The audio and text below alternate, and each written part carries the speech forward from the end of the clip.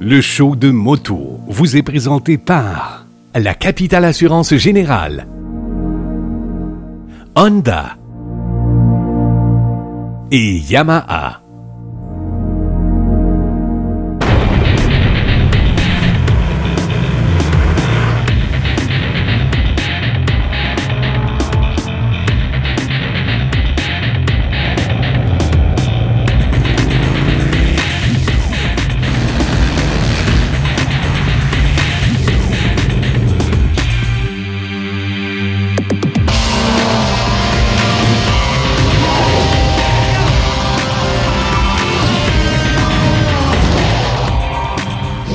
Bonjour tout le monde, bienvenue au show de moto. Cette semaine, on va vous donner le goût de voyager à moto parce qu'on reçoit un couple de Québécois qui ont eu la bonne et un peu folle idée de descendre à moto jusqu'à Terre de Feu. On va aussi vous parler de Super Moto Québec et on vous présente la Harley-Davidson Breakout.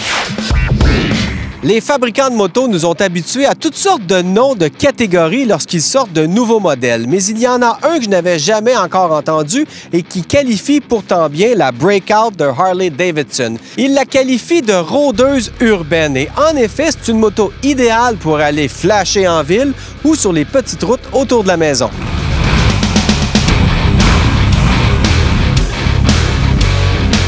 Longue et surbaissée avec une belle grosse fourche chromée, on peut dire qu'encore une fois, les stylistes de Harley-Davidson ont su démontrer leur talent. Si on décortique les différentes composantes, on comprend que c'est une foule de petits détails qui font que le look de la Breakout est distinctif. Si on regarde la ligne de la moto de côté, on comprend bien pourquoi c'est d'abord le moteur qui nous saute aux yeux. C'est simple, on a inséré des pièces noires ici sur les silencieux et sur le réservoir d'huile, et il y a aussi du noir sur la roue avant, ce qui fait que le moteur, tout chrome, saute aux yeux. On a aussi raccourci les garde-boue pour mettre en valeur les pneus et donner un aspect robuste à la moto. Les jantes rappellent d'ailleurs les roues des motos d'accélération des années 60 et 70, un élément accrocheur pour la clientèle à qui elle est destinée. On retrouve là aussi deux teintes, soit le noir et l'aluminium qu'on a exposé en brossant la roue après l'usinage. On a aussi bien sûr un gros pneu arrière de 240 mm qui nous rappelle les pneus de drague. C'est bien beau pour le look, mais qu'en est-il de la conduite et de la performance? Le moteur Twin Cam 103 de 1690 cc et 6 vitesses n'est plus le plus puissant de la marque, mais c'est bien suffisant pour que vous deviez vous accrocher au large guidon droit en démarrant au feu vert. En passant, le guidon aussi est un clin d'œil aux motos d'accélération. La grande roue avant de 18 pouces a beaucoup de force centrifuge et on la sent plus difficile à mettre en virage à grande vitesse. Mais ce n'est pas grave car ce n'est pas pour aller vite qu'on choisit la Breakout. Cette grande roue avant me fait penser au dernier modèle des bike builders de tout ordre qui présentent maintenant des motos avec des roues avant hors proportion. Harley-Davidson s'est sûrement inspiré de cette tendance sur la Breakout. D'ailleurs, quand on est à son guidon, ça me fait penser un peu au Big Wheel qu'on avait quand on était jeune. On voit bien la grande roue avant et on est assis bas sur la moto. C'est très agréable. Par contre, l'absence de pare-brise nous rappelle assez tôt qu'on a opté pour le look plutôt que la vitesse.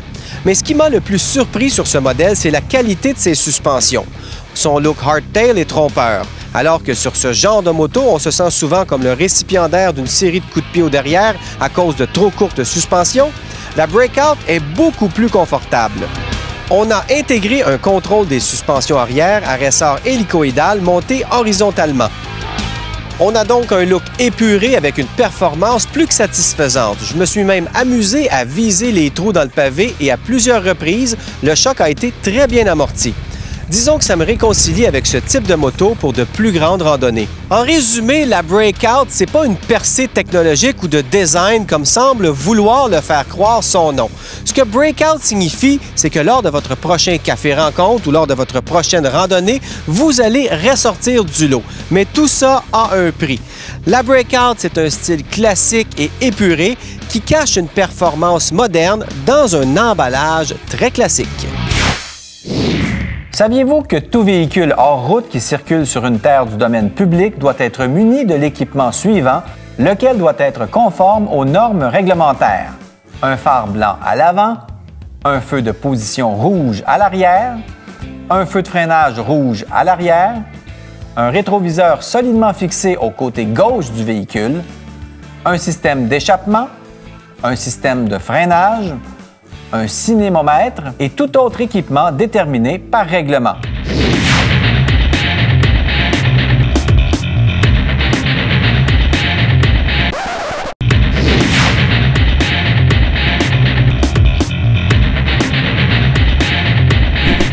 Si vous faites de la moto, vous avez sûrement déjà pensé à partir à l'aventure plusieurs mois sur votre bécane, mais dans les faits, on ne le fait pas souvent. Mais on a des invités qui, eux, l'ont fait. Chantal Cournoyer, Jean Lécuyer, bonjour, salut, bienvenue. allô. Et on va parler de votre livre parce que c'est vraiment le récit de 53 000 km à rêver. Oui. Vous êtes parti, c'est l'année passée, vous êtes parti? En 2012, le 3 juillet 2012. Et vous êtes dit, on s'en va où? Ben le projet initial, Jean m'avait parlé d'aller faire l'Alaska durant l'été. Puis finalement, ça a fini. Parce que moi, c'est vraiment, quand on dit 53 000 km à rêver, c'est parce que j'en rêvais depuis des années. En fait, depuis que j'avais ma BMW GS, puis que j'avais vu Long Way Round, depuis ce temps-là, je rêvais de faire ça.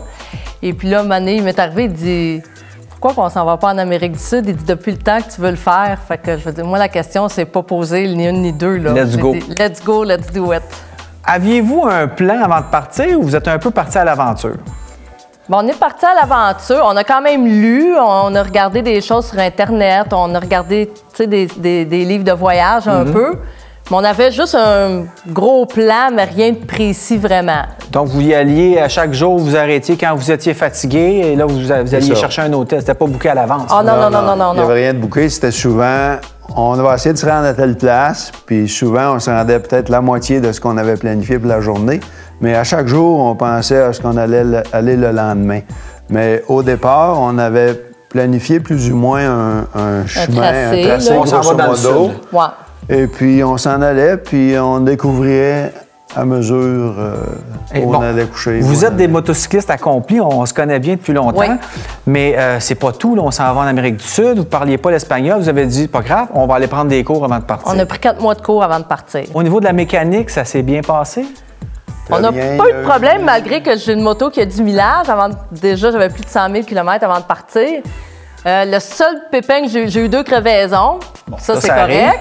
Et puis, j'ai eu je sais pas comment on dit en français, mais mon drive shaft a brisé.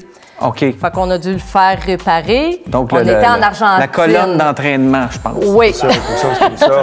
Ça faisait du gros bruit intense. À un moment donné, j'ai arrêté la voiture, la moto sur le bord de la route. Je dis à Jean, va l'essayer. Moi, je roule plus avec. Là, il y a un problème. Ouais. Il y a un des joints universels qui était désintégré parce que ces joints-là sont scellés et on ne peut pas les graisser. Alors, il s'est désintégré après 150 000 km. Et puis, on a essayé d'avoir une pièce neuve et ça coûtait assez cher, c'était difficile d'avoir. On a trouvé quelqu'un de local dans un village et qui réparait des autos. Et puis, il a réussi à trouver la pièce, puis il a fallu faire de la soudure, de l'usinage. Machiner. Un peu de bisounage, là, ça marche. Ça a marché. Fait qu'au lieu de me coûter... C'est le fun. Parce qu'un drive shaft, on était en Argentine, c'est 2 000 neuf. Oh! Beaucoup plus cher qu'ici. Et là, ça m'a coûté 250. La madame était contente. On parle d'argent parce que, oui. bon, à part de... Qu'est-ce qui nous empêche de faire un voyage comme ça? C'est l'emploi, les enfants, la maison, etc. Mais l'argent aussi.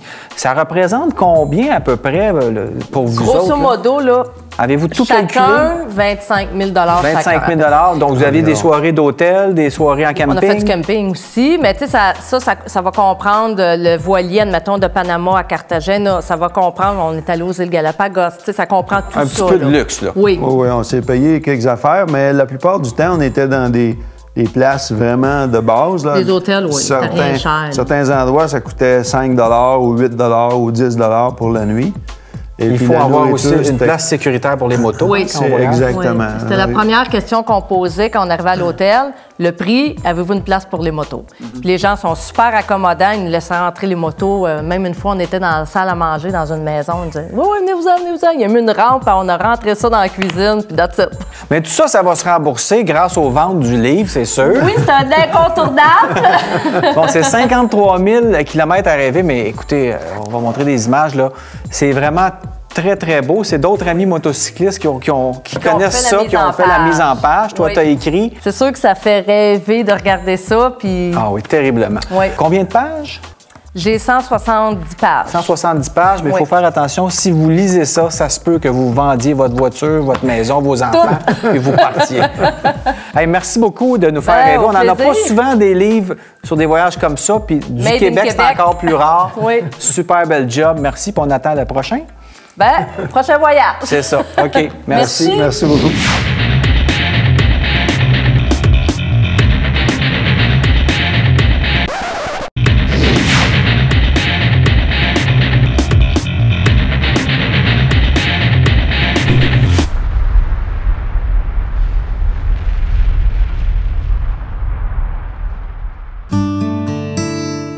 Notre destination aujourd'hui pour la grande aventure, le mont Mitchell à 6578 pieds d'altitude.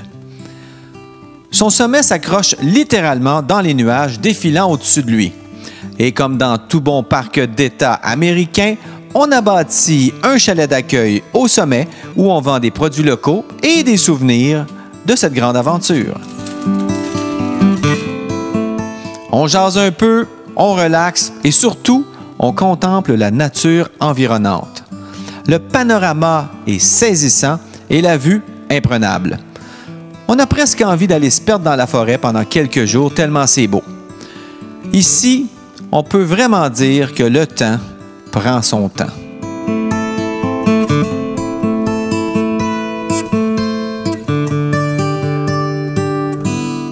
Bon, c'est bien beau la poésie, là, mais nous autres, on a du chemin à faire. Let's go les boys, on redescend.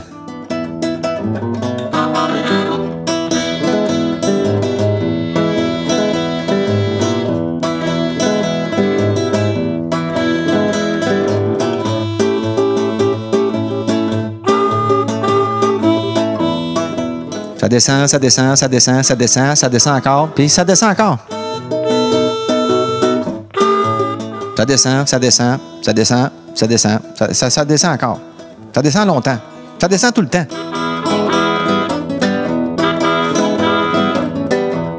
Sur ces routes aux longues courbes douces, les F6B sont comme des poissons dans l'eau. Et on en profite bien.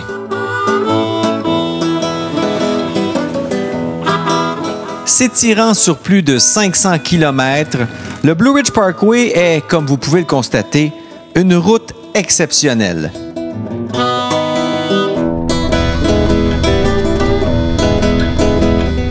Au guidon de nos motos, on bouffe du bitume, on enchaîne les courbes, on se fait bercer par le doux ronronnement de nos bikes.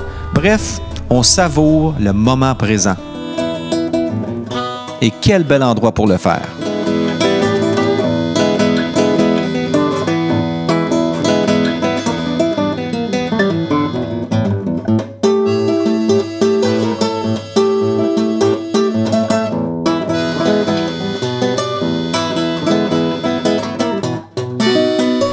Chacun notre tour, on prend la tête du trio.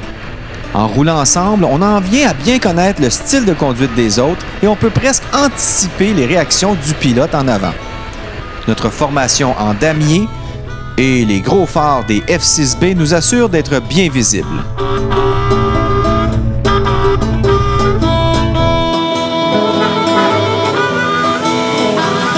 Prix du Blue Ridge, c'est qu'autant à l'entrée qu'à la fin du Blue Ridge Parkway, c'est quand même quelque chose d'extraordinaire. On parle de 480 quelques milles de long sans aucun arrêt, sans aucune intersection ou à peu près. Mais il n'y a pas de signe distinctif qui dit Blue Ridge Parkway, bienvenue. Il y a les pancartes tout le long de la route. Il y a aussi les mileposts qui sont à chaque mille. Et ça, c'est avec ça qu'on s'oriente sur le Blue Ridge. Tous les hôtels qui s'annoncent disent on est à tel milepost. Donc, c'est facile de se retrouver pour trouver nos hôtels. Mais quand on est arrivé à la fin, ben, tu arrives à la fin de la route, tu tournes à gauche, puis c'est terminé. Ça fait un petit quelque chose là, quand ça fait 2-3 jours que tu es là-dessus, puis là, c'est terminé. Ben, c'est terminé, mais c'était vraiment une route extraordinaire. Et ce qui est bien, c'est que quand on était rendu à la fin du Blue Ridge Parkway, ben, pour nous, c'était pas la fin parce que on s'en allait faire la Tail of the Dragon. Et ça, c'est quelque chose qu'on rêvait tous de faire depuis belle lurette.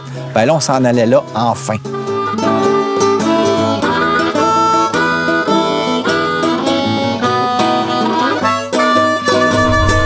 Que se passera-t-il dans notre prochaine journée d'aventure? Les F6B survivront-elles au test de la Dragon's Tail et de ses 318 courbes sur 11 000? C'est ce que nous verrons la semaine prochaine.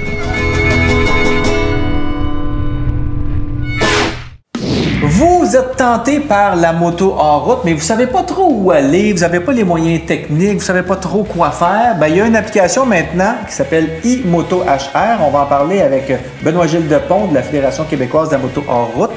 Salut. Bonjour. Bonne idée, très bonne idée. Ça fait longtemps qu'on attendait ça. On avait encore des cartes papier, mais c'est jamais aussi pratique que l'application sur le téléphone. Exactement. C'est une application qui est gratuite.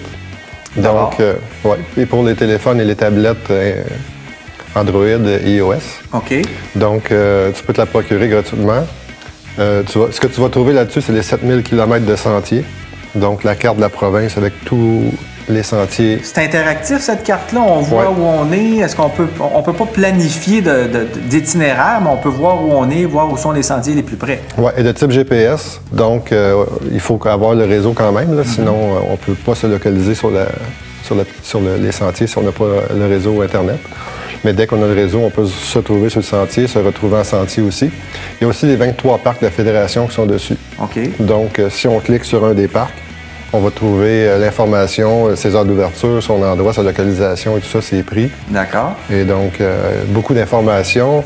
Même chose, tu peux trouver aussi l'hébergement qui se trouve à proximité. Les stationnements, peut-être, où on peut laisser son camion, sa remorque, quand on veut faire du sentier. Exactement, les débarcadères. Oui. Tu peux trouver aussi les commerces qui sont alentour, les points d'intérêt. S'il y a une chute ou quelque chose qui est quand tu roules dans le sentier qui est intéressant, tu vas le retrouver sur l'application.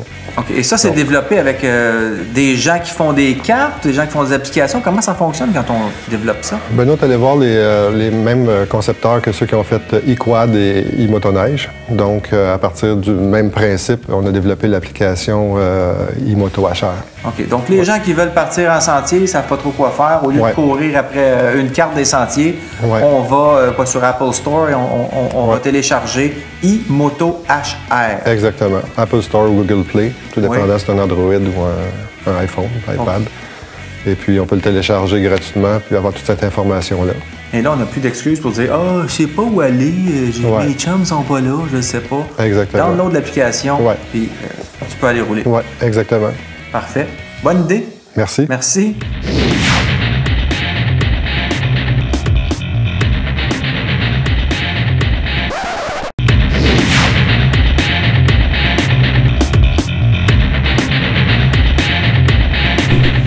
Connaissez-vous la discipline de moto supermotard? Si vous ne savez pas ce que c'est, il n'y a pas de problème parce qu'on a le président de Supermoto Québec, François Cominardi, qui est avec nous. Bienvenue dans le show de moto. Bonjour Eric.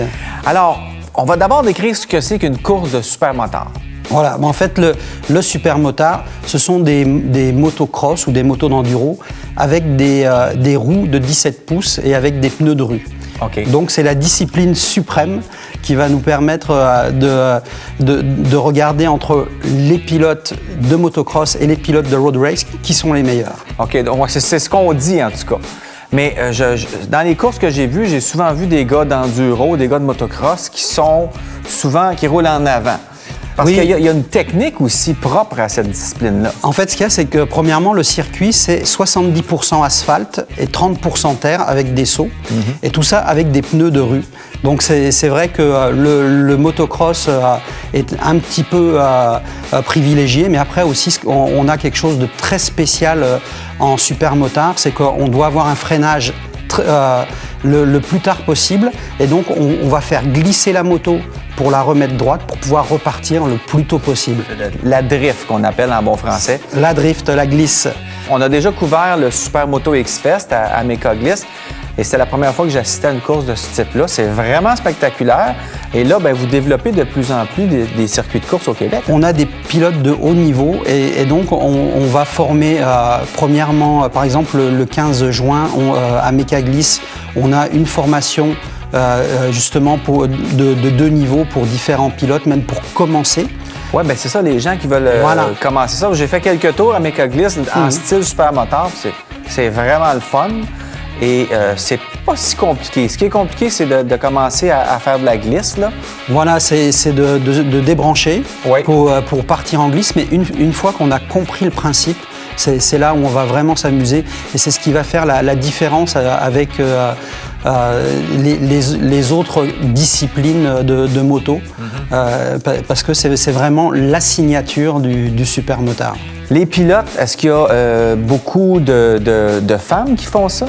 Alors, non, on n'a pas beaucoup de femmes. On en a eu deux jusqu'à présent au Québec, mais je les invite à venir parce que quand on voit le bassin de pilotes qu'il y a en motocross, en enduro ici au Québec, il y a une place pour les femmes. Savoir aussi que notre doyen a 60 ans. Et qu'il est cette année encore champion de la série 250, d'accord. Et il court aussi en 450 et il a couru cette année jusqu'à 3 classes dans les mêmes courses. Et donc c'est Steve Schaff. C'est Steve Schaff et il est là justement pour passer un message de dire vous pouvez continuer à faire du supermotard. Lui c'est un ancien pilote de motocross, il pouvait plus le faire. Mais il peut continuer à faire du supermotard. Donc, les gens qui veulent assister à ces courses-là, on peut aller au Supermoto X-Fest à Mécaglis. Voilà. C'est à quelle date? À quelle date? Donc, c'est le 12-13 juillet. OK. En part ça, on peut aller à l'Adoré. L'Adoré le 30 mai et le 1er juin. OK. Et on va aussi avoir les H-Game Escape qui se passent à Carignan. C'est la 5e ou la 6e édition déjà et ça se passe sur le parc de stationnement du H Grégoire. Okay. Et c'est quelque chose de très spectaculaire également et le promoteur finit ça avec une course de bazou sympathique. Même si on n'est pas sur un circuit supermoto, ce sont des motos super le fun à conduire, à piloter et dans le trafic, c'est très agile. Exactement. Merci. Participez au tout nouveau concours Profitez de la vie avec la Capitale Assurance Générale où vous courez la chance de gagner 125 000 $ en prix. Il y a de tout pour les amateurs de plein air. Pour plus d'informations, visitez notre site web. C'est tout pour le show de moto cette semaine. J'espère que l'émission vous a plu et surtout que ça vous a donné le goût d'aller rouler à moto. Soyez des nôtres la semaine prochaine. On va aller rouler en Haute-Mauricie et on vous présente une nouvelle BMW. Le show de moto vous est présenté par la Capitale Assurance Générale, Honda et Yamaha.